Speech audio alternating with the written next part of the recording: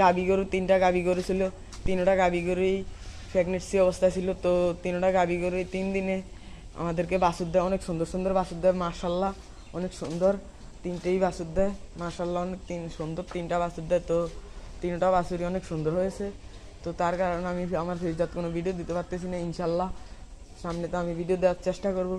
তো এই দেখেন মাশাল্লাহ অনেক সুন্দর সুন্দর 3টি বাছুর, অনেক সুন্দর সুন্দর 3টা বাছুর।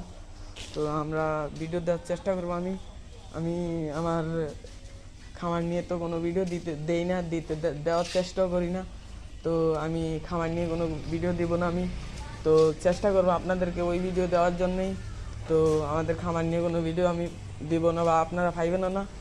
তো আজকে না পাইরে আর কি একটা ভিডিও করলাম, তো তাতে কিছু মনে করবেন না। ইনশাল্লাহ আপনাদেরকে ভিডিও দিব, অনেক সুন্দর সুন্দর ভিডিও উপহার দেবো ইনশাল্লাহ।